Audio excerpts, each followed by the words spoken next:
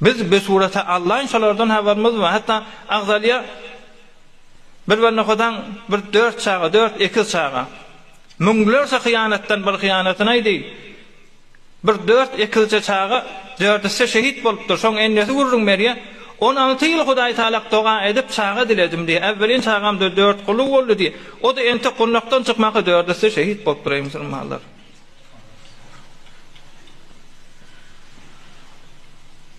Tehrim edilipdi. Tehrim edilýär musulmanlar. Peygamberin wagtyndaky tehrim geljek haftada melek agzalar. Tehrim edilipdi. İbiçki verilen aqza dedena. Musakken yok. Men bir sureti anlayn fezai mezazide şotada gespen ey musulman. Görmesem aytmam. Bomb düşüp tonajy ýokary bomblar düşýär. Musulmanlar kullen bir üýlükden kesilipdi, bir kollan kesilipdi. Sen diýişiň çekdirmäne gidende näse neferden soraýan haýsy gawy çekýär. Harj etýän, egine vurýan. Onda da şu ambor bilen azazyp ahyryny çykaryp barýaka. Şu diýişiň ahyryna baranda bir gygyrk galýan. Şoňa daňa amele cerrahiler bidune musakkin, bidune bihuşi, bidune barq, bidune betadin bolupdy ey musulmanlar. Men çağam sizin çağaňyz şoda. Näzere nerese çağam budun kesip almaly, bihes konanda da vurmaly.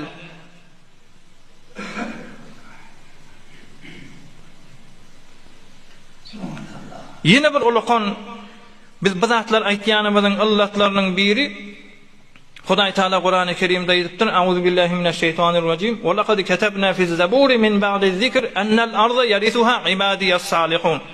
Davud peygamberin kitabynda Zeburda agzadım dipdir. Qur'an-ı Kerimde de nakli qawl etip getirýär Hudaý Taala. Zeburda da agzadım Beytul Muqaddas bir tefsirine varan şeýle Beytul Muqaddasi qawa adamlar eýe boljak kıyamata selim diýip. Şu şehit bolup duran adamlar salih adam diýip Hudaý Taala Qur'an-ı Kerimde agzapdyr. Hemmäňiziň fikirini zehniňizde soallar. Fakat taýin teklif bolan awaryň eteginden çykarylan 10 000. Setterse soňda beraber ýasa beraber awaryň etegine ýaty. Meger islenmeler ýok ey musulmanlar. Gitden tahqiqatdan görün. Gazze'de awaryň eteginden miskin ýeti gelýär diýe.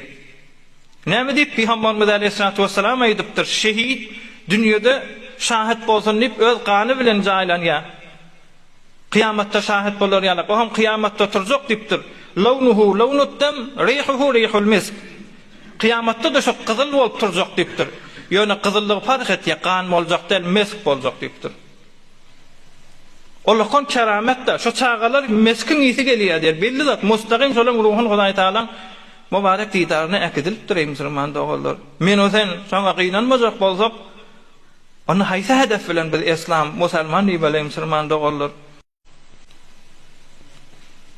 Doğru haq Gazze'deki yaşap veren musulmanların arkası şayet yok bolsun, bir keşfer İslami himayet etmeyen bolsun. Emma ondan himayet edecek öz iyisi Hudaý Taala.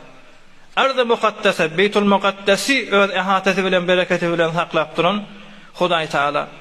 Yönü muğasını o çağızıklar dünyak bulaştıracak der, o çağılar dünyak bulanmalılar, o çağılar ulalmalılar, mustaqim söküşçikliği bilen, nereseliği bilen, Kıyamete selim Hazreti İbrahim Aleyhisselam bilen Sara diýen zinanasının tekaffoluna, qayyemligine ýaşap kıyamatta da gün cennete geçikçegi şoň ey musulman dogallar. Ýöne biz bayat narahat bolmaly, biz bayat bizatlara ey musulman dogallar bir tefawut bolmalylar. Evvelin jelese ýadatmaýyn. Geljek haftada melek hedefli ýaşaýlyk ey musulmanlar. Bir miktar tagyr tahawul bolsun. Hudaý diýen şu zamanda garbiler bir şubha oklaýar. Näme diýip şu guşy çykandan mer, durbin çykandan mer inni keramet görünmeýär. Kerametdir şu görünüp duran. Kerameti görjek adam gazza jorat etse barasyn.